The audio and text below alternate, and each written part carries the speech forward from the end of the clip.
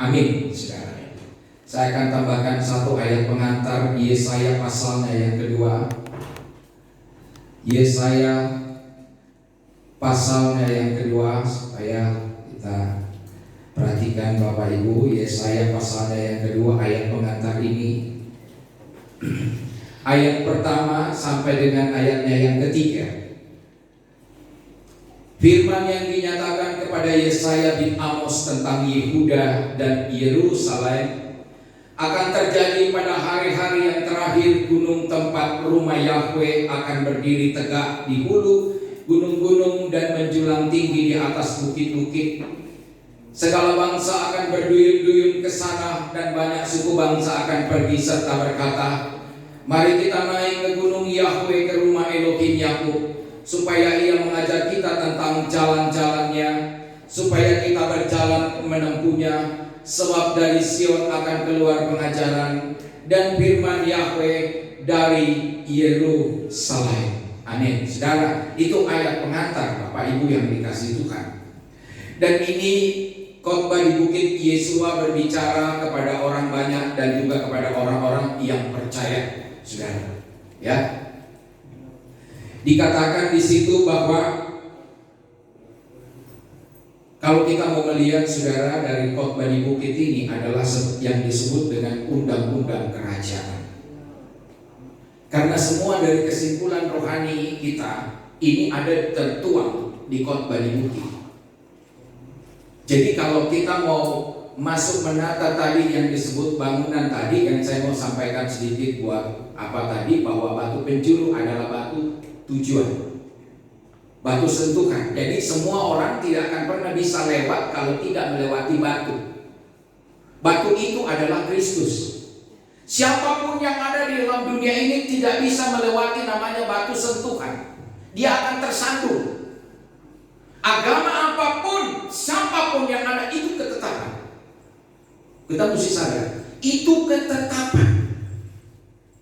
Jadi siapa yang bisa? Nah, penjuru maksudnya itu bahwa ketika Tuhan datang, dialah satu-satunya yang menetapkan ketetapan itu melalui suatu perubahan, bahwa kita harus menyembah di dalam roh dan kebenaran. Ada misi yang terselubung di dalam batu itu. Jadi batu sentuhan adalah semua orang tersandung di situ. Tidak ada yang bisa melewati batu untuk keselamatan hidupnya. Jadi tidak ada orang bisa masuk surga kalau tidak melalui siapa? Yesus. Itu batu sentuhan. Nah, dalam khotbah di bukit ini dikatakan di sini adalah satu undang-undang kerajaan Elohim yang ada di perjanjian baru. Inilah kesimpulan semua dalam makna kekristenan. Yesua berbicara kepada orang banyak di atas bukit, berbondong-bondong, dan juga orang-orang yang percaya. Dia katakan di situ, berbahagialah orang yang miskin di hadapan Elohim. Ya, boleh ditampilkan ya. Ya. Khotbah di bukit ini dikatakan, berbahagialah orang yang miskin di hadapan Elohim, karena mereka lah yang mempunyai kerajaan surga, saudara. Ya. Dikatakan di situ bagaimana dikatakan Yesua berbahagialah orang miskin. Apa yang dimaksud miskin? Ya. Kalau kita bicara di dalam bahasa Ibrani selalu dikatakan aniye. Dikatakan bahasa Ibraninya seperti itu ya. Kalau dikatakan orang yang miskin. Kalau bahasa Ibraninya hoi rote.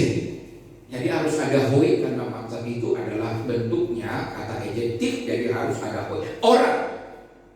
Jadi saudara, di sini dikatakan berbahagialah orang yang miskin di hadapan Elohim, karena mereka lah yang mempunyai kerajaan surga. Apa yang dimaksud kerajaan surga, saudara?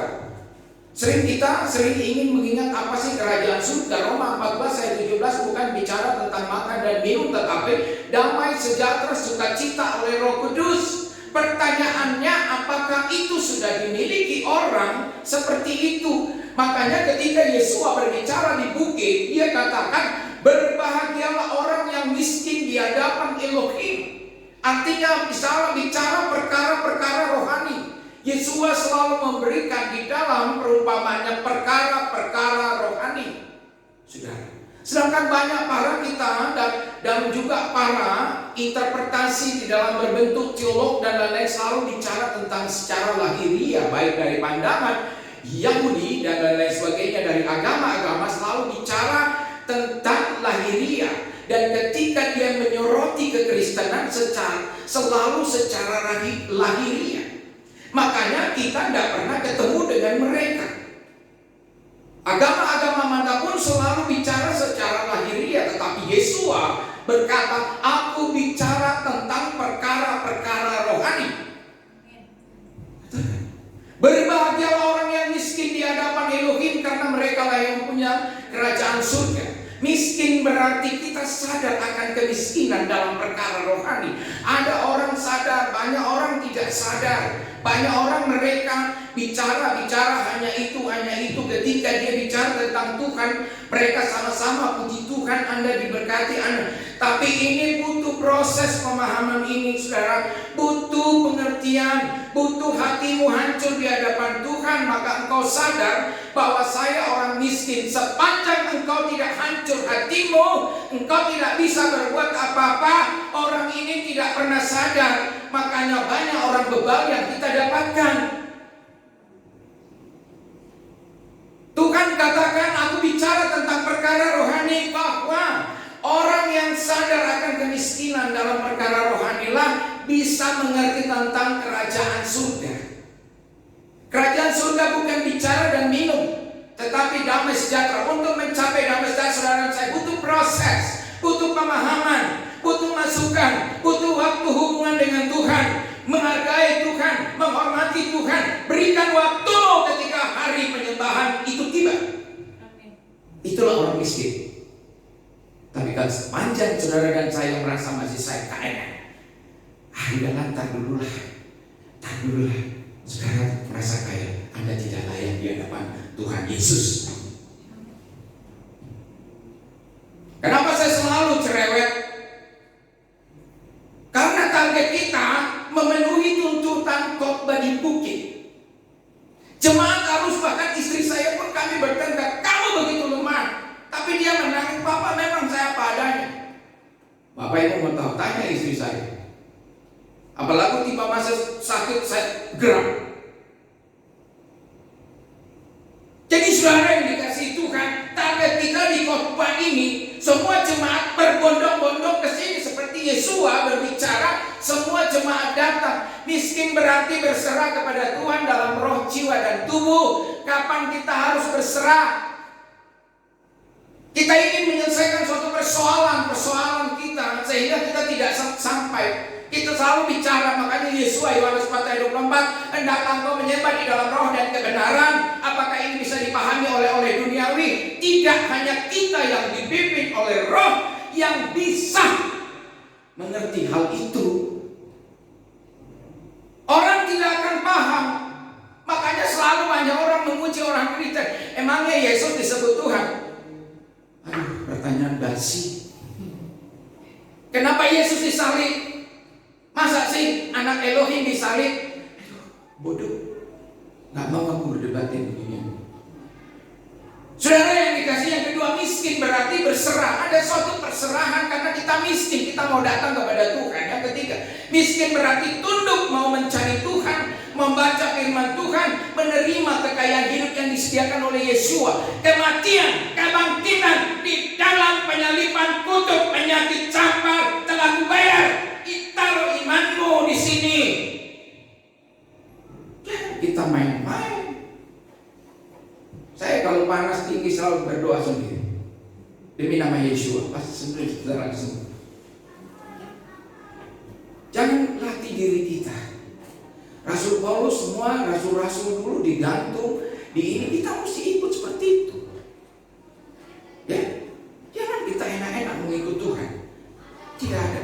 Miskin berarti sadar hidup bergantung kepada Tuhan.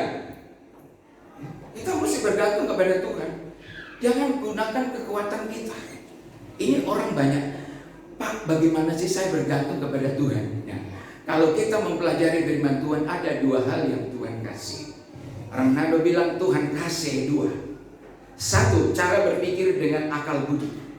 Kedua, cara berpikir dengan cara duniawi. Kalau kita Tuhan pimpin membentuk akal budi kita diproses, dengan akal budi kita mau berjalan, maka kita bisa melihat hikmat kuasa Roh Kudus sering memberikan penerangan. Tetapi ketika kita mau berjalan dengan kekuatan kita sendiri, sering kita lupakan hikmat, maka nanti kita akan ada masalah. Ini yang Tuhan bergantung kepada Tuhan. Bagaimana saya mesti bergantung kepada Tuhan? Ya saudara, khotbah di bukit ini yang saya kasih tahu, berbahagialah orang yang miskin. Jadi di sini luar biasa kata-kata ini, tetapi sangat dalam, mewakili semua yang ada di ayat ini, mewakili kehidupan surat-surat. Ketika dia kata berbahagialah orang yang miskin, kata miskin untuk membentuk saudara dan saya mewakili surat Yakobus, surat Korintus, surat Efesus. Bagian itu karena dari surat-surat ini membentuk kehidupan kita, saudara. Untuk beriman. Itulah etika Kristen. Ketika etika Kristen dibangun di atas batu-batu, itulah bangunan gerejanya Tuhan. Ya, itu yang dimaksud. Ya, jadi ketika kita mulai sadar bahwa hanya satu ayat, berbahagialah, di sini ada berapa ayat? Berarti bahwa seluruh intisari pemikiran dalam kitab suci ini ada di atas khotbah di bukit. Inilah undang-undang kerajaan di perjanjian baru.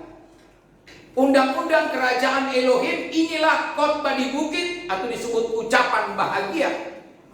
Ya, saudara. Dan dikatakan lagi, kayak kita belajar dua lagi.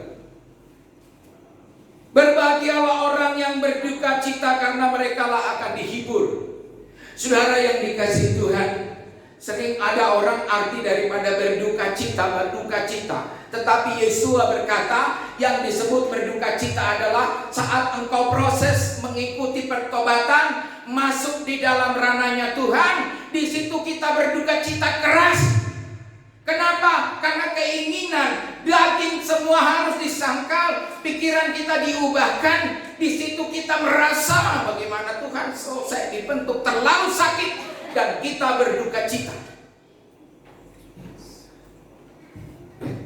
Kita berduka cita, saudara. Berduka cita sadar menyadari segala ketidakmampuan dan keterbatasan kita. Tuhan, saya kok cuma begini. Nah, di situ kita diproses, kita dikatakan bagaimanalah kita ini. Tapi endingnya nanti saudara saya mau kasih tahu, ketika kita diproses Tuhan, begitu sakit, kita bisa ditertawain orang, kita dianggap udah gila orang itu, kok gini-gini. Tapi endingnya saudara, Anda akan dihibur oleh pengertian, pengetahuan, kebenaran firman Tuhan. Ada amin, saudara. Saya pikir dulu waktu saya ini kan ada saya stres. Waktu saya ini berobat ke psikiater, dia bilang Bapak harus dirawat. Loh, kok bisa begitu? Saya sadar-sadar saja. Tahu-tahunya ada orang kirim-kirim ilmu. Loh, kok bisa saya psikiater? Memang saya mengalami trauma yang luar biasa. Akhirnya saya mengurung diri 4 tahun di kamar, saudara. Sambil orang bilang saya sakit, saya 4 tahun di kamar. Orang bilang begini, lihat itu, cek di kamar, jangan-jangan dia mati. Saya cuma minum air, baca kitab terus selama 4 tahun. Berduka sekali saya rasa. Tapi setelah saya dipuaskan oleh suatu kebenaran, saya teriak haleluya. Ini penghiburan yang luar biasa di tengah duka cita dalam pertobatan. Karena dikatakan berduka cita dalam pertobatan butuh pengorbanan besar. Yang hati kita suka jalan, hati kita, mata kita liar, pekerjaan tidak ini. Tetapi ketika kita mau memberikan hati untuk Tuhan, mau datang, itulah duka cita kita. Karena dia menjauh kita dari kehidupan yang standar dunia ini. Itu duka cita. Menyangkal keinginan yang kita rindukan, disangkal, itu duka cita. Tetapi Tuhan hiburkan kita dengan konsepnya Tuhan sendiri. Dia hiburkan pengenalan akan kebenaran, maka kita terhibur. Kenapa? Tuhan mempersiapkan engkau harus kuat di atas kebenaranku. Ketika penganiayaan datang, ketika masalah datang, engkau harus tegar, hai hambaku. Tegar. Itu begitu toh. So ambek begitu firman Tuhan. Biar kita kuat. Karena kasih kepada Tuhan. Jiwa yang merindukan, yang tersesat. Hati kita akhirnya setelah dibenahi firman Tuhan, hati kita masbur. Saya lihat orang, kok bisa begitu Tuhan. Kita nggak lihat dia kaya, dia miskin, tapi kita kok dia begini jiwanya. Orang gila di jalan sampai saya menangis Tuhan. Saya selalu turun dari bis mau doakan orang gila. Coba orang gila ini jiwanya kemana? Kalau Anda mengasihi dia, apa sih air mata kita jatuh? Ronaldo bilang DP air mata jatuh. Karena kita mengasihi, saya biasa jatuh air mata lihat orang gila. Bayangin, dia mau kemana jiwa ini? Binasa. Dia dimasuk dalam botol dan dia ditutup, nyawa rohnya di situ, nggak bisa keluar. Kita punya merindukan suatu apa? Memberitakan Injil di situ. Berbahagialah orang yang berduka cita karena mereka akan dihibur. Ini bicara perkara rohani. Berduka cita karena bukan mamanya mati. Berduka cita karena bukan bapaknya mati. Berduka cita bukan karena itu. Bukan, yang dimaksud duka cita selalu bicara perkara rohani. Adapun tentang orang meninggal terus mati, perkara rohani berkata, duduklah bersama orang yang malang, maka engkau merasakan kemalangan. Duduklah orang yang bersama dengan orang yang berduka cita. Duduklah orang bersama dengan orang menangis. Duduklah bersama orang yang menderita, maka engkau akan merasakan bagian daripada apa yang dialami orang itu. Ini kan yang Tuhan mau.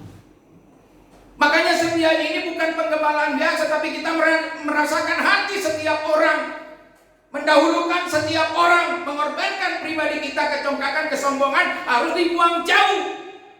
Sebagai seorang pelayan, tinggalkan itu kalau mau melayani Tuhan. Ya kan mestinya begitu. Berduka cita karena kehilangan yang dikasihinya. Ini bagian daripada tindakan kita. Berduka cita karena mereka akan dihibur. Jadi konsepnya, padanan inilah yang selalu kita ingin sampaikan. Bahwa khotbah di bukit penuh dengan rahasia. Karena khotbah di bukit ini adalah penyatuan seluruh mulai dari kitab Matius sampai dengan kitab Wahyu. Juga pengkhotbah, juga Amsal, semuanya bersatu. Inilah kesimpulan yang kita baca. Inilah undang-undang kerajaan yang ada di perjanjian baru, saudara. Ya, baik, kita lanjut ayat yang ketiga. Yang keempat. Kelima. Berbahagialah orang yang lemah lembut, karena mereka akan memiliki bumi. Amin, saudara. Iya. Ini berat sekali kata-kata ini, saudara. Satu saat kita menghadapi orang yang suka menghina kita, suka mengecewakan kita, saya tidak pernah menghindari hal itu dan harus dihadapi. Kenapa? Karena berbahagialah orang yang lemah lembut. Arti lemah lembut di sini adalah hasil proses dari pembentukan kebenaran firman. Karakternya diubahkan oleh firman. Firman katakan, berilah pipi kanan ditempelin pipi kiri, kasih pipi kanan. Luar biasa. Jikalau orang menyakitimu, engkau memberkatinya. Jikalau engkau memfitnah, engkau diam saja. Ini bagian daripada proses untuk menuju lemah lembut. Sehingga menjadi suatu karakter yang terbentuk. Lemah lembut bukan berarti suaranya pelan. Ya, pembawaan dari orang tuanya pelan-pelan begitu, mas ini loh, ini bukan itu. Ya. Lemah lembut di dalamnya memiliki suatu sifat karakter yang kokoh dari bentukan kebenaran itu sendiri. Karena kita mengalami proses ini, maka saya coba jelaskan. Makanya saya anggap ini anugerah luar biasa ketika Tuhan menerangkan hal ini. Makanya saya sangat luar biasa. Samping itu saya ketakutan juga. Beban yang Tuhan beratkan suatu kebenaran ini sangat berat yang harus kita tanggung. Ya. Karena di dalamnya tidak ada kemunafikan, di dalamnya tidak ada dusta, di dalamnya tidak ada. Jadi kita berbicara seperti anak kecil yang memang polos. Jauhilah dusta, jauhilah kemunafikan, jauhilah mencari diri sendiri, jauhilah menganggap diri kita hebat. Karena kita harus tapa berata masuk di dalam suatu pengosongan yang harus diganti oleh karakter Kristus. Ketika karakter Kristus membentuk saudara dan saya, maka Yesus berkata, masgullah hatinya. Kita mesti masgul, saudara. Jadi pelayanan ada mutunya, ada kuasanya. Jadi bukan sembarangan. Karena butuh kuasa Tuhan. Lemah lembut berarti karakter yang dibentuk oleh kasih, belas kasihan Kristus. Hasilnya, endingnya di situ. Berbahagialah orang yang lemah lembut, karena mereka akan memiliki bumi. Jadi ketika kita mengerti orang yang jahat, kita mengerti orang pendusta, kita mengerti orang pembohong, kita masuk dengan lemah lembut, maka kita memiliki bumi. Kita tersenyum kepada siapapun. Salam brother, saudaraku, apa kabar? Lu gaya amat, senyum. Biasanya dia orang duniawi. Kita anak-anak Tuhan, give smiling. Salam, apa kabar? Biar dia juga menyakiti. Salam, apa kabar? Kita memiliki bumi. Kita berpijak dimanapun negeri yang kita mau, kita memiliki itu. Ada amin? Itu yang dimaksud lemah lembut. Karena kita memiliki, kemanapun kita bergaul, haleluya, amin, saudaraku. Mau dimanapun kita memenangkan pertarungan. Itulah yang dimaksud lemah lembut. Masuk ke dalam satu, maka kita memiliki bumi, kita memenangkan. Sukacita Tuhan ada bersama-sama kita, maka semua kita taklukkan karakter manusia model manapun. Karena kita memiliki bumi. Amin. Itu yang dimaksud. Mengandung arti penyerahan, pengertian dan hikmat. Jadi di dalamnya ada berkolaborasi, ada pengertian, ada hikmat, pengertian, pengetahuan. Ketika analisis kita menyatu, maka penilaian keluar penuh dengan hikmat. Lemah lembut mengandung kata satu yang jinak. Jadi artinya hubungan dengan Tuhan itu baik. Kita bikin mengandung arti ketenangan. Ketika saudara dan saya menyapa semua orang, akan menjadi berkat buat orang lain. Kita menguatkan orang lain dimanapun. Itu saudara. Kenapa kita tidak berbicara kasar? Karena sudah dibuang, gak bisa lagi. Memang begitu karakter orang yang dibentuk oleh suatu kebenaran. Gak bisa basa-basi. Jadi karena orang basa-basi tidak tahan, saudara. Ada amin? Besok basa-basi, besoknya kabur dia. Bertahun-tahun kita di ladang pelayanan, kalau basa-basi 1 tahun 2 tahun terdepak. Tapi kalau memang asli dari Tuhan, bertahun-tahun itulah originalnya yang asli.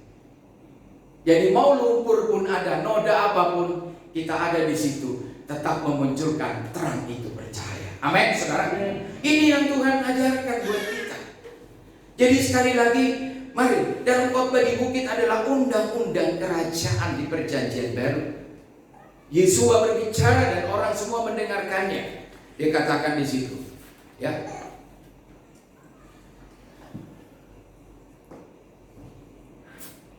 Berbahagialah orang yang lapar dan haus akan kebenaran, karena mereka akan dipuaskan. Saya rasakan ini ketika ada suatu pertobatan yang baik dan kita mau memberikan hati untuk Tuhan. Ketika pada saat itu bertahun-tahun membaca firman Tuhan, orang bilang, orang semua kerja, dia mampir ke tempat saya. Pak Budiman tidak kerja? Ya, silakan jalan. Padahal saya sedang membaca firman Tuhan. Memang hati saya juga ada getar-getir. Kita memang harus kerja Tuhan, karena harus makan. Betul? Tetapi ketika hati saya dicengkram oleh Tuhan, tidak, kamu duduk baca, aku dulu. Maka orang mulai kerja, saya lalu-lalu terus. 4 tahun saya Bapak percaya tidak? Teman-teman lama saya, teman pekerjaan saya, masa tiba-tiba muncul taruh uang di laci. Bertahun-tahun dia tidak pernah ketemu. Waktu saya selama baca firman Tuhan, bertobat di hadapan Tuhan, maka dia datang. Diam-diam dia taruh uang di laci. Sudah itu dia telepon, Pak Budiman, ada apa? Bro, kau baru telepon. Main-main dong bro. Saya baru dari rumah, yuk. Kenapa? Itu di laci saya ada amplop, saudara. Padahal 4 tahun Tuhan sedang memproses saya. Tidak ada pekerjaan, tidak ada apa-apa. Mungkin saya bisa mati. Tapi dahsyat saya melihat kemuliaan Tuhan ketika 4 tahun memasuki ini semua. Tuhan kasih, orang kirim itu uang. Saya gak punya nomor rekening. kasihan saya kalau kasih tahu. Kalau memang Tuhan panggil kita, nggak usah khawatir. Ada amin, saudara. Dia taruh di laci. Termasuk salah satu adik saya. Setiap gajian dia stop. Loh, saya nggak pernah minta uang deh. Nggak apa-apa kan, ambil aja. Teman-teman saya yang lama dulu, teman pernah tinggal di rumah, terus walaupun dia agama Islam dia pergi. Kemudian dari Ciputat dia tinggalkan anaknya, dia datang hanya bawa uang, taruh di meja. Saudara, selama 4 tahun Tuhan hidupi saya seperti itu. Tuhan hidupi. Akhirnya setelah itu Tuhan kasih perlihatkan. Anakku 4 tahun sudah selesai, dia perlihatkan saya 3 ekor lembu sedang berjalan menuju alam kegelapan. Saya tahu persis bahwa Tuhan memberhentikan, stop, kamu harus bangkit melayani, engkau bekerja, hidupi dirimu dari pelayanan, karena waktu sudah habis, lembu itu tambun-tambun menuju ke alam gelap. Berarti masa 4 tahun itu Tuhan sudah proses, sudah selesai. Mulai dari situ saya bangkit pelayanan. Saya penginjilanlah ke seluruh daerah-daerah saudara. Karena Tuhan sudah bekali saya suatu kebenaran firman Tuhan. Ada amin saudara. Saya baru rasakan kuasa mujizat Tuhan. Orang disembuhkan, orang dipulihkan, orang udah mengerikan mujizat itu.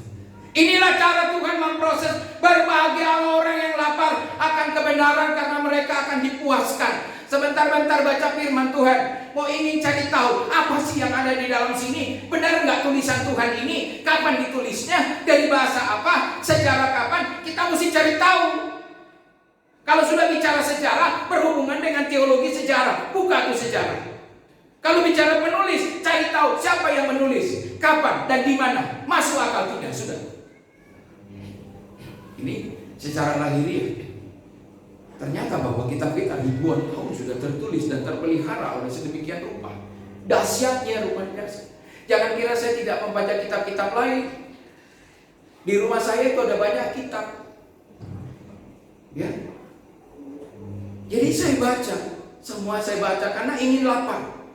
Saya ingin memperbandingkan apakah you punya agama dengan apakah agamaku benar. Tapi ternyata bahwa kita tidak tergoyahkan. Tuhan selalu berfirman demikian. Berhati-hatilah terhadap akan perasaan puas. Jangan pernah puas. Kalau sudah mulai dipakai Tuhan, melayani Tuhan, sibuk tengah sibuk kerjaan, jangan puas. Siapkan waktumu baca firman Tuhan. Amin. Iya. Karena Wahyu 3:17 kalau kita baca itu, jemaat-jemaat menganggap dirinya hebat, menganggap dirinya pintar, menganggap dirinya mampu. Wahyu 3:17. Saudara. Ya. Di situ kita ketemu dengan jemaat-jemaat Laodikia. Makanya dikatakan di situ, belilah, bertobatlah dan belilah emas yang murni. Belilah daripadaku emas yang murni. Emas itu ya ini. Kalau saudara dan saya membaca perumpamaan orang itu, berlian ditanam, kekayaan yang ditanam, inilah firman Tuhan yang sedang ditanam. Dia terangkat kepada kita. Dan kita mesti pulihkan apapun itu. Ketika kita lapar haus, kita mesti pulihkan semua dosa-dosa kita. Apapun dosa kita yang lama. Saya waktu bertobat, saya tulis itu berapa banyak itu kertas penuh. Mulai curi mangga, curi celana dalam di pasar, saya tulis. Mulai dari ngintip orang, saya tulis semua dalam pertobatan. Bohongi orang tua saya juga, saya tulis semua. Ya, saya tulis semua. Jadi saudara yang dikasih Tuhan, kita tulis semua dosa-dosa kita di situ, baru kita mulai masuk ketenangan dibenahi. Tuhan berkata, dosamu seperti kemisi merah seperti apapun akan kuputihkan seperti bulu domba. Yesaya 1 ayat 18. Jadi kita, makanya dikatakan, kenapa di perjanjian lama Yesaya pasal 2 orang berduyun-duyun naik ke gunung Yakub, Elohim Yakub, karena disitulah ada pengajaran. Inilah pengajarannya. Inilah pengajarannya di perjanjian baru, dinubuatkan dalam Yesaya. Orang berduyun-duyun. Berhati-hatilah, jangan melalaikan kehidupan rohani kita, menjauhkan tidak dari persekutuan. Jadi jangan kita malas gereja. Cari persekutuan dimanapun, karena rohmu terbakar terus. Orang kalau hidup daging sering gak pernah memikirkan bahwa hari Minggu saya mau ke gereja, karena hidupnya daging. Ya, tapi kalau kita hidup di dalam Tuhan, kerinduan kita selalu mau bersekutu, saudara. Bersekutu apalagi penyembahan. Jangan tinggalkan penyembahan. Bapak Ibu jangan terlambat kalau ada penyembahan. Karena disitulah roh hati kita terangkat di surga.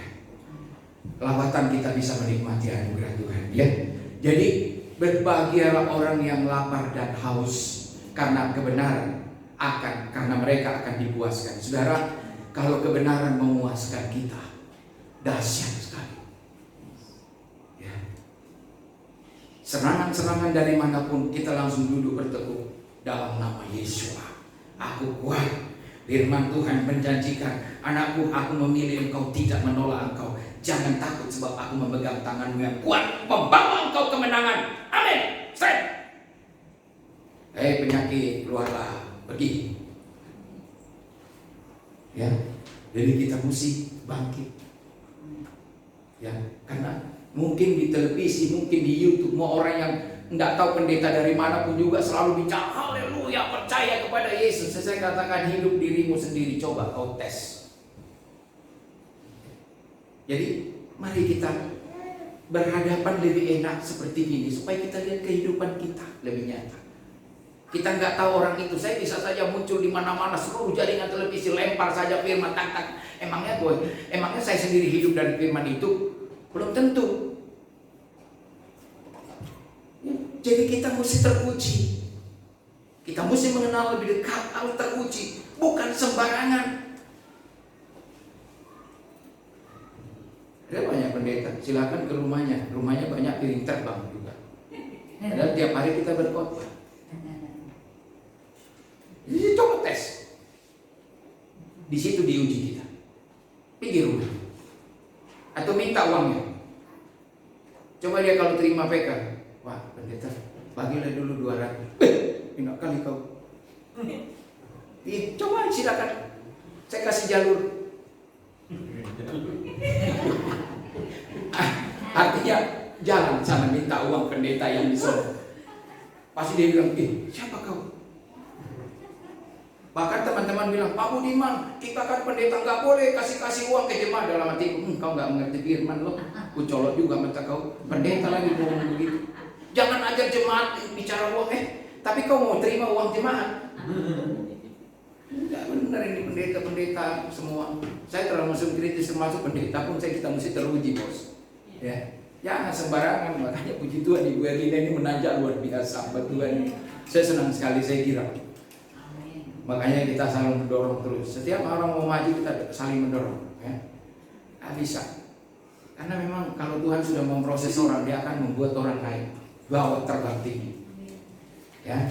Jadi kita bukan apanya, teman kita banyak, tapi yang seleksi bicara firman di sini bukan berarti kita tidak mau panggil, tapi saya sedang filter semua ajaran-ajaran. Makanya jemaat jangan sembarang lihat di YouTube, terima langsung ajaran, tanya dulu. Ya. Karena juga semua pendeta juga berada di mimbar ini, makanya kita mutar-mutar aja. Tapi kalau ada pendeta yang dipanggil, itu sudah yang kita kenal, dia teruji bahwa dia membawai suatu firman dengan dasar teolog yang baik. Ya, jadi itu dikatakan orang yang lapar, dan Bapak Ibu semua harus baca firman, baca ini supaya kita bertumbuh. Kita mau masuk di undang-undang kerajaannya Tuhan. Kita mau merasa lapar terus, kita baca firman. Ya. Jadi saudara yang dikasihi Tuhan, kita mau ada suatu misi jemaat di sini memang harus bertumbuh semua. Ya, tidak ada. Jangan kita bicara bahwa saya banyak uang di sini, nggak ada hitung-hitungan bahwa Anda banyak uang, Anda ini banyak. Enggak, saya nggak lihat itu. Yang saya lihat hati kita. Kita nggak boleh bedakan siapapun. Sebagai hamba Tuhan tidak boleh beda-bedakan siapapun. Jadi Bapak Ibu mandiri dan bertumbuh sendiri. Ada amin? Amin. Ya, kalau ada orang kaya mau masuk sini, mau ini, jangan harap bahwa dia ada penghormatan standar, sama semua. Amin. Mau berebutan makanan silakan. Tiada beda-beda. Terserah. Berbahagialah orang murah hatinya, dikatakan gitu. Ayat berikutnya, Matius 5 ayat 7. Berbahagialah orang yang murah hatinya, karena mereka akan beroleh kemurahan. Haleluya. Nah, di sini ini yang paling mantap. Ya.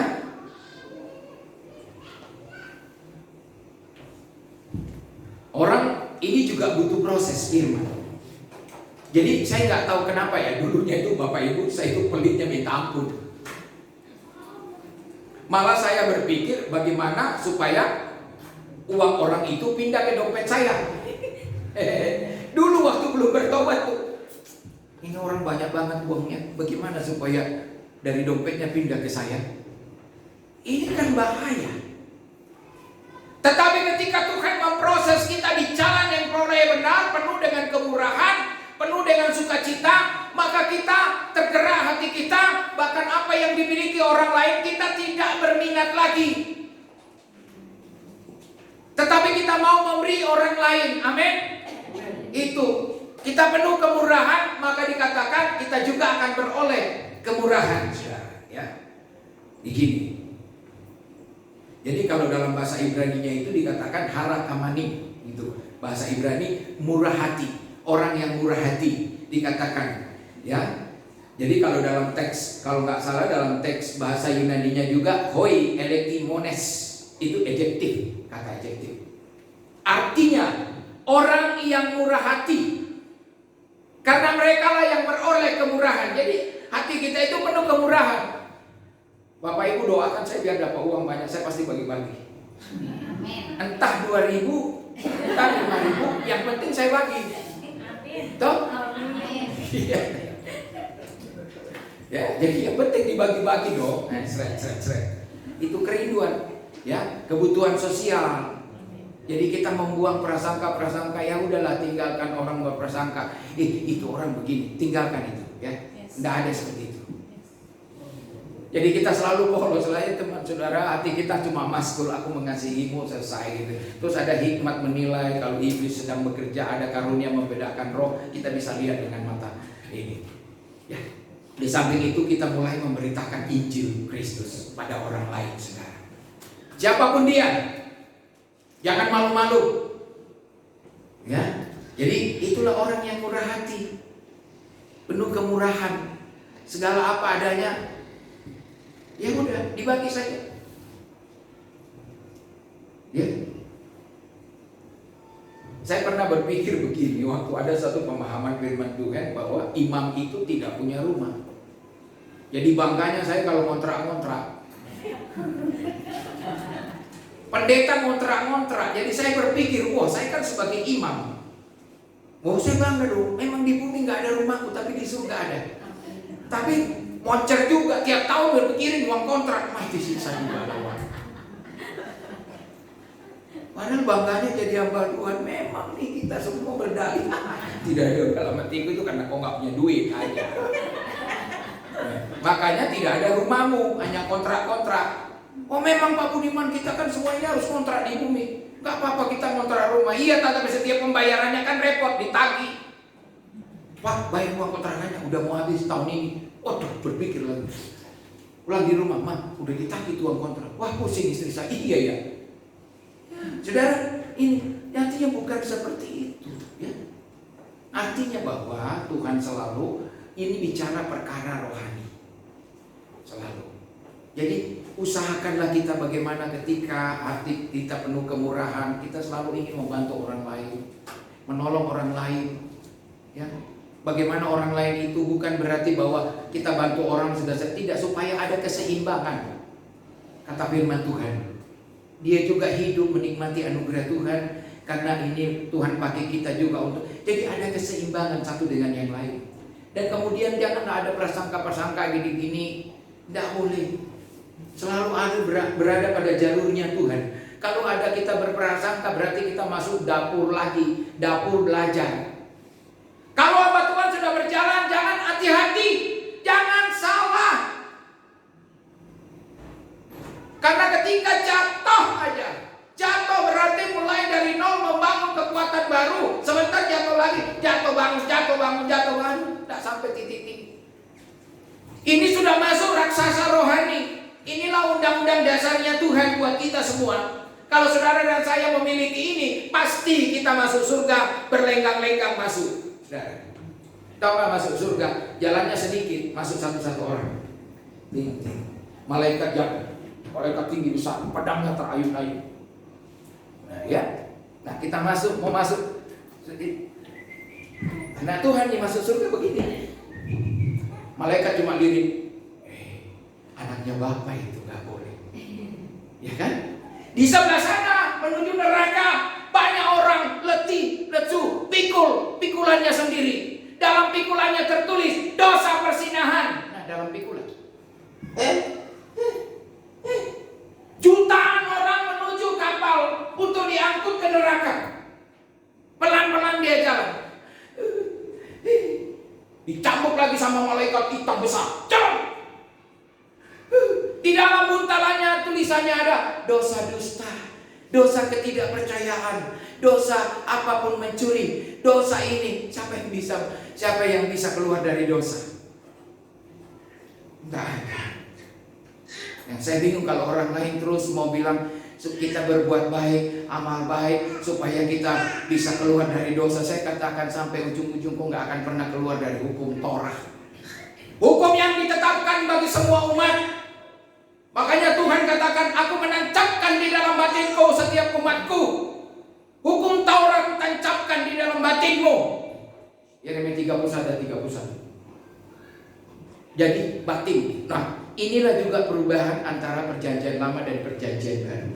Artinya, kenapa bait suci terbelah? Karena Tuhan sudah merubah undang-undangnya. Tidak lagi kita beribadah di bait suci. Tidak lagi datang ke Yerusalem bawa kambing domba. Tidak lagi datang di mana-mana. Tetapi Tuhan katakan, aku tubah ini perjanjianku, di mana semua hukum-hukumku kutaruh di dalam batin umatku.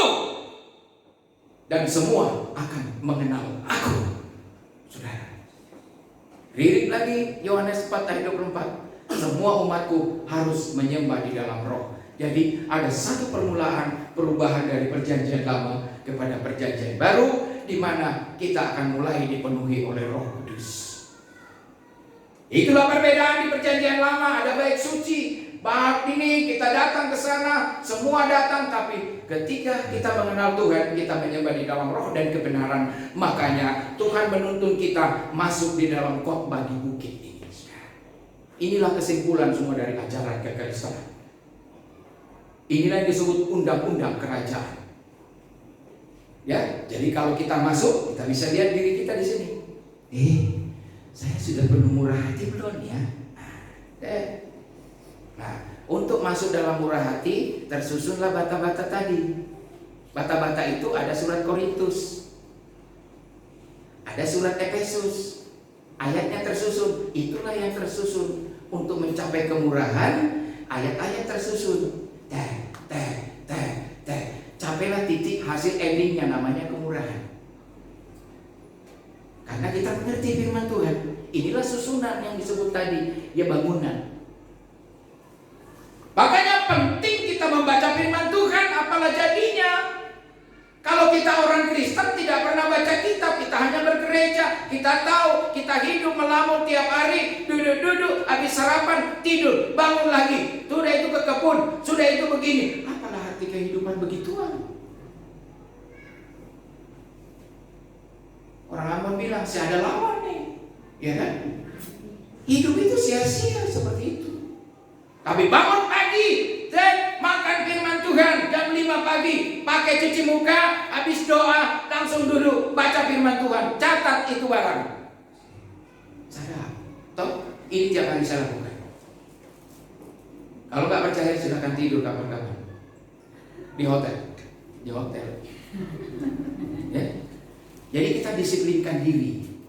Jadi kitab di meja saya itu setiap hari terbuka, ya, tiap buka. Jadi sebentar di bacaanku sudah sekarang ada di Yehezkiel, sudah berulang, ya, di Yehezkiel. Nanti beberapa 1 minggu, 2 minggu saya akan pindah lagi. Jadi enak, nyerapnya enak. Bapak Ibu atur waktu. Kenapa? Ini di sini jiwa kita, di sini nyawa kita. Masuk surganya tidak terletak di sini. Kita dibentuk menjadi Terus Bapak Ibu hidup di atas khotbah di bukit, baru masuk berlenggang-lenggang ke surga. Tidak ada yang tahan lagi. Malaikat pun cuma lirik begini. Malaikatnya Tuhan, Gabriel. Sombong lu ya. Berani lu berlenggang-lenggang. Dia cuma lirik, pedangnya besar. Malaikat cuma lihat, memang kau anak kerajaan Elohim, ya silakan. Coba orang yang ke neraka itu bawa buntalannya, setengah mati, dicambuk, malaikat tinggi hitam, malaikat maut bawa dia naik kapal. Ada yang nggak kuat, buntalannya dilempar ke atas. Giliran sudah penuh kapal, buntalannya dilempar lagi. Ini realita, Bapak Ibu. Sudah pernah ada ke neraka toh? Kita nggak pernah ke neraka, cuma ke surga langsung. Tapi ada orang yang mau ke neraka dulu baru pindah ke surga. Saya bingung. Bagaimana bisa ke neraka dulu baru pindah ke surga? Ya, jadi saudara yang dikasih Tuhan, kita bersyukur. Ya, jadi Bapak Ibu standar rohani buka aja khotbah di bukit. Oh, saya sudah penuh kemurahan enggak ya? Oma Oda penuh kemurahan, bawa kulkas ke gereja, mantap. Tapi nggak tahu hari ini ada kue nggak? Kan kita harus penuh kemurahan, ya Pak Bebe. Penuh kemurahan. Jadi nggak apa-apa. Nanti juga kita saling begitu juga. Nanti ini kamu harus penuh saling kemurahan, ya. Jadi koreksi di bukit ini, saya sudah memenuhi standar nggak? Saya sudah memenuhi nggak? Kalau memenuhi semua, welcome the kingdom. Selamat datang di kerajaan.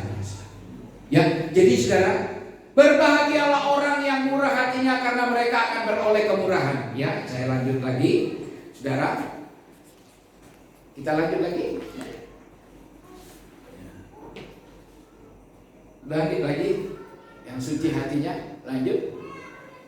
Ya, lanjut sekali lagi. Ya, udah. Berbahagialah orang yang suci hatinya karena mereka akan melihat Elohim. Haleluya, saudara. Dia katakan mereka akan melihat Elohim. Jadi ayat ini berbahagialah orang. Dikatakan di situ, dia katakan baresi levam kihem yekesu et ha Elohim. Dikatakan di sini. Ya. Berbahagialah orang suci hatinya karena mereka akan melihat Elohim. Dia katakan melihat Elohim yekesu et ha Elohim. Jadi saudara yang dikasih Tuhan, hati yang suci adalah hasil dari kelahiran kembali, hasil proses baru, hasil suatu dikatakan mujizat yang ada dalam diri seseorang. Apakah kita sudah lahir baru, sudah mengalami proses arti baptisan, kita mengerti. Ya. Orang yang suci hatinya tulus. Ya. Itikat hasrat dan perbuatan suci ialah berpangkal dari hati yang suci. Kalau hati kita tulus, saudara, maka orang juga tulus menerima kita. Dia tidak pernah main-main. Cobalah Bapak Ibu ketemu orang jahat. Kalau hati kita tulus, dia nggak bisa, matanya nggak kiri kanan. Oh iya. Dia juga menerima kita dengan tulus. Ya, hati yang suci menyebabkan orang berperangai seperti Kristus. Hati yang tulus, maka maskullah. Banyak di dalam hidup kita, tetapi kita banyak hamba Tuhan, banyak merekayasa, termasuk pelayanan direkayasa. Supaya saya dilihat orang ini, saya nggak mau bicara apa adanya keberadaannya, tetapi dia mau supaya ini merekayasa sesuatu supaya menarik hati orang ini. Tetapi ketika orang datang melihat tidak sesuai apa yang diingini. Ini banyak yang terjadi, saudara. Ya, jadi hati yang suci, dan berbahagialah orang yang suci hatinya karena mereka akan melihat Elohim. Ya. Jadi di sini untuk hati suci, saya ingat dulu ya. Kenapa dalam hati kita itu selalu ada iri dengki? Tersinggung sedikit hati kita berdebar kencang. Pantas Amsal berkata, jagalah hatimu karena dari situlah terpancar kehidupanmu. Jadi setiap buah-buah pikiran kita, setiap tindakan kita itu datangnya dari hati kita. Makanya Yesua berkata, jangan engkau menyangka berpikir dalam hatimu. Berpikir, bukan di otak. Dia bilang, kenapa ayat ini gak berkata, Yesua berkata berpikir dalam pikiranmu, tapi Yesua berkata, jangan engkau menyangka berpikir dalam hatimu. Dia paling mengecam orang Farisi. Orang Farisi begitu taat melakukan nilai-nilai keagamaan, tapi Yesua berkata, engkau orang munafik. Di sini ada suatu perbedaan bagaimana hati kita. Jadi banyak orang dari luar dilihat baik. Ya. Mudah-mudahan di sini tidak ada. Amin. Ya, datang dari luar baik-baik, tapi hatinya kita nggak ngerti hati orang. Tapi sepanjang kita menghadapi orang itu dengan tulus, nggak usah takut. Amin. Iya. Jadi kalau kita sini hati kita tulus semua, ada orang yang baru hatinya nggak baik, dia pasti nggak lama di sini. Iya. Pasti caw dia, kabur. Karena dia nggak bisa. Dia selalu udah terbiasa dalam tingkat-tingkat rekayasa dirinya, itu sering begitu. Padahal kita di sini polos-polos saja, tulus-tulus saja menyambut dia, mengasihi dia, makan apa adanya, minum apa adanya. Ya, hasrat perbuatan. Hati yang suci adalah hasil kelahiran kembali. Suci itu proses. Hati kita tulus. Di situ kita melihat, menghargai kemuliaan Tuhan sedang bekerja. Maka kita selalu berkata, aku melihat Tuhan sedang bekerja. Tapi ada orang yang Tuhan sudah tolong hidupnya, Tuhan sudah bekerja, nggak pernah dia berkata, itu Tuhan tolong loh. Dia berkata itu secara kebetulan. Ya, makanya kalau ada yang bersaksi untuk kemuliaan Tuhan, itu luar biasa. Mudah-mudahan dia melihat secara rohani, rohaninya udah matang, dan sudah lahir baru, dia melihat ini semua karena perbuatan Tuhan. Maka dia bersaksi. Jangan dia bersaksi supaya dia bilang, oh gue hebat. Tinggalkan. Tapi bersaksi karena kita melihat Elohim dari perbuatan kita, akibat dari proses pembentukan kebenaran. Itikat asar perbuatan yang suci berpangkal dari hati yang suci. Makanya kita mesti bentuk hati kita belajar. Kalau ada hati kita ditekuni. Suatu saat hati saya selalu, saya bilang sama istri, Ma itu orang, istri saya papa, jangan selalu pakai prasangka. Oh saya nggak enak juga ditegur. Ditegur main tua begini pun. Istri saya sepertinya rohaninya lebih hebat. Mantap, aku bilang. Iya Maya. Akhirnya saya hapus semua, nggak boleh. Ketua Sinode Pak Ibu. Betul Pak Bebek. Pak Bebek saya baru mau ngomong, Papa udah duluan. Ya. Jadi dikatakan hati yang suci menyebabkan orang berpangkal. Jadi selalu karakternya Tuhan itu harus kita aplikasikan dalam hidup kita. Nah ini yang membuat kita kuat dalam pelayanan, saudara. Ya. Berikutnya, berbahagialah orang yang membawa damai karena mereka disebut anak-anak Elohim. Amin. Ya, jadi di situ berserah, melayani dan beribadah kepadanya. Di dalam 2 Tawarik 30 ayat 8 dikatakan kita harus berserah, kita harus melayani Tuhan dan beribadah kepadanya. Ya, berserah. Membawa damai di rumah bersama keluarga. Ya. Jadi ini kepala keluarga juga bisa jadi biang kerok. Bisa ibu keluarga, istri. Ya, bisa anak-anak jadi biang kerok. Tapi rata-rata kalau kepala keluarganya nggak beres, pasti ke bawah itu nggak beres. Hati-hati loh ya. Jadi di sini coba bapak-bapak yang sudah ingin memperbaiki diri, dikatakan itu, ya, orang yang membawa damai. Dalam bahasa Ibrani, Rodven Shalom. Artinya orang membawa damai. Jadi kita di mana mau membawa damai. Amin. Shalom, apa kabar? Ya. Ini makanya saya nggak mau lagi masuk di dalam perebutan ketua sinode organisasi, karena itu tidak membawa damai. Kemarin kapan itu saya main ke Dirjen, saya hadir dua, dia bilang teman saya di bidang hukum kelembagaan, dia bilang ini, saya tanya itu siapa? Itu semua rame banget. Itu pendeta-pendeta Pak Budiman. Kenapa? Mereka lagi berantem. Waduh, kenapa mesti berantem? Berebutan organisasi. Waduh, repot udah. Saya ketua dong, saya sekretaris. Datang diakui juga, enggak, kami yang sah. Wah, saya nonton aja. Saya ketawa, saya bilang sama teman itu yang bagian kelembagaan hukum, kelembagaan, ngapain sih emang masuk surga itu Bapak begituan? Iya Pak Budiman, ini parah gereja-gereja sekarang berebutan. Ya, jangan kita masuk ranah itu, makanya kita tenang-tenang aja di HSC Pinong. Amin. Amin. Gak usah mikirin gitu, pikirkan pelayanan, beribadah kepadanya, itu saja. Membawa damai, kita ciptakan. Suami yang sudah dibentuk di atas kebenaran, dia akan lahir seorang pembawa damai.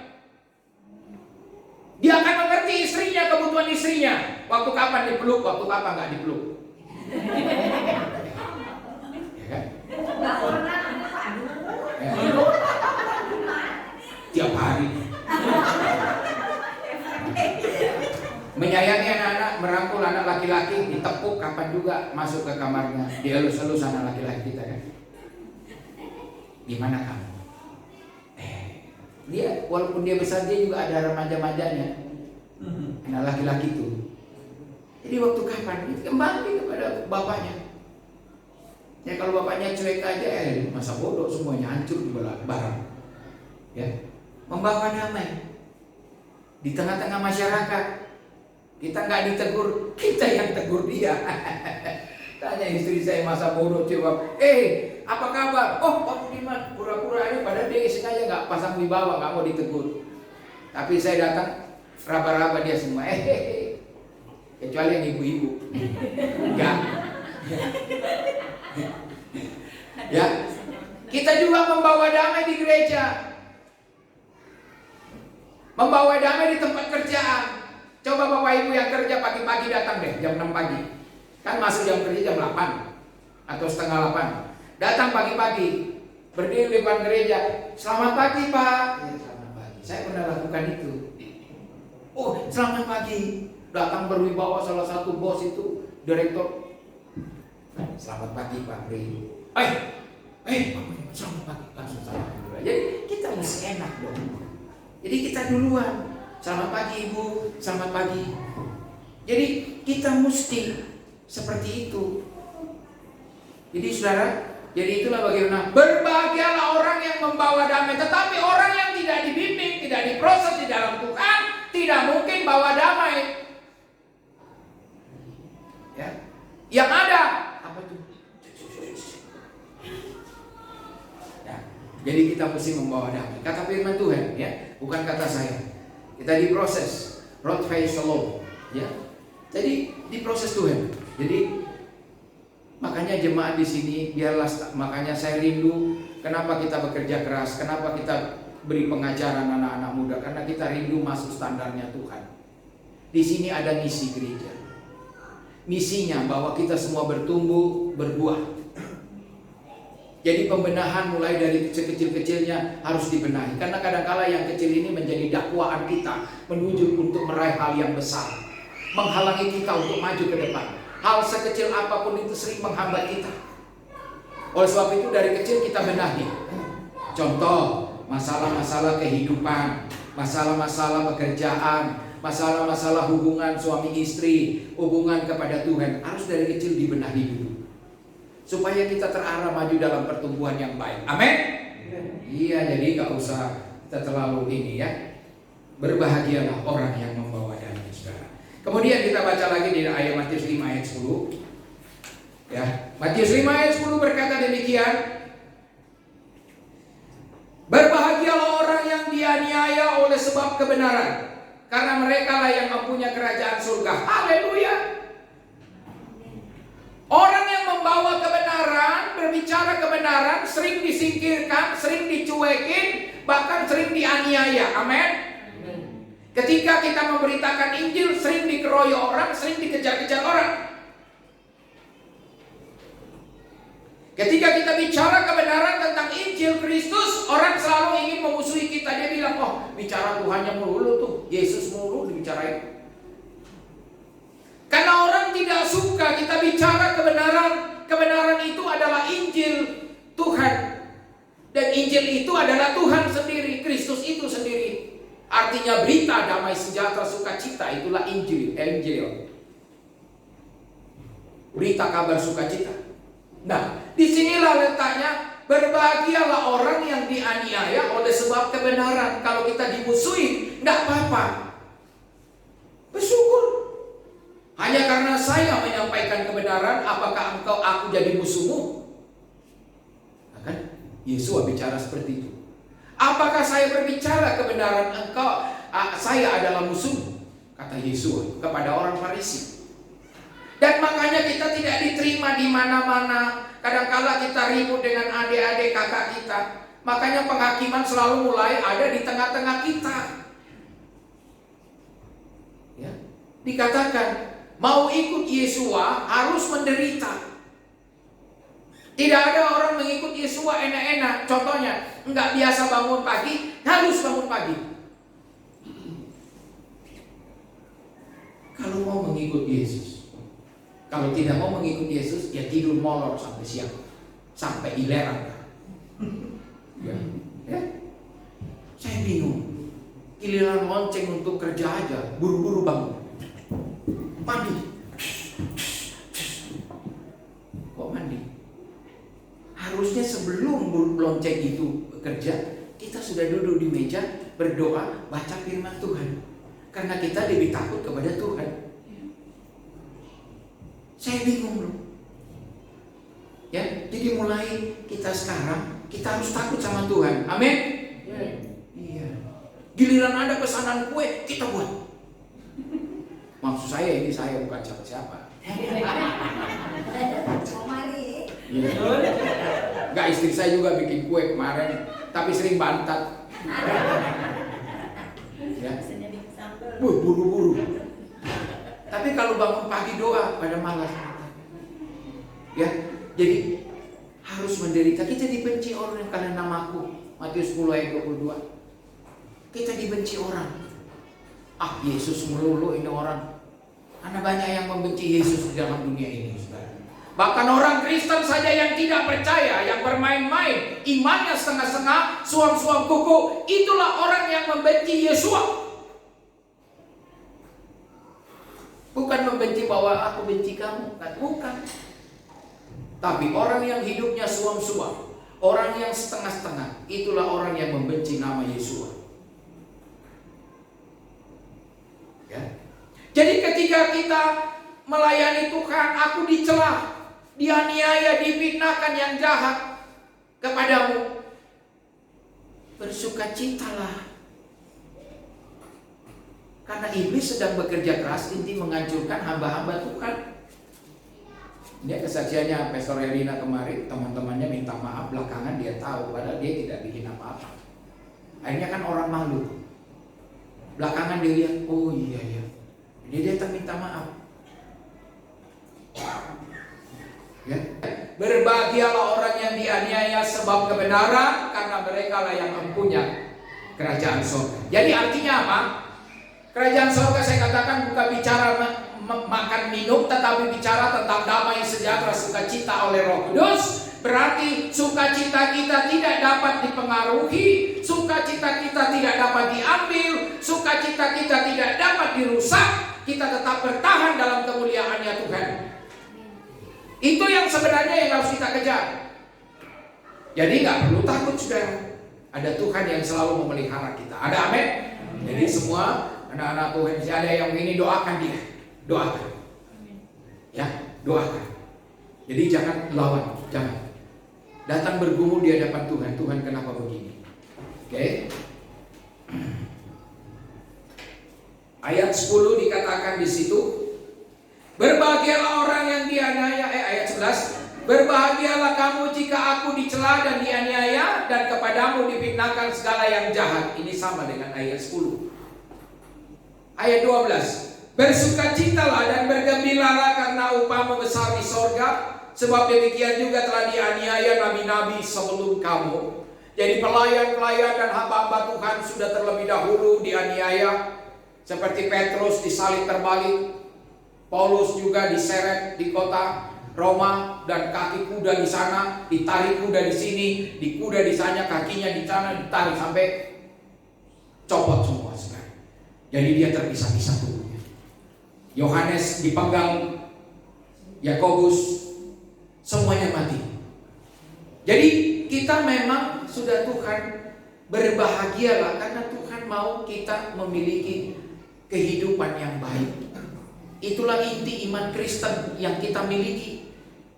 Orang lain boleh mencari sana sini, ribut sana sini tentang dalil-dalil, kita tenang-tenang saja. Amin. Kristen tenang-tenang saja karena dia sudah memiliki itu. Jadi Bapak Ibu semua, lihat diri kita standar. Inilah standar kerajaan surga. Kalau kita mau masuk surga, inilah standarnya.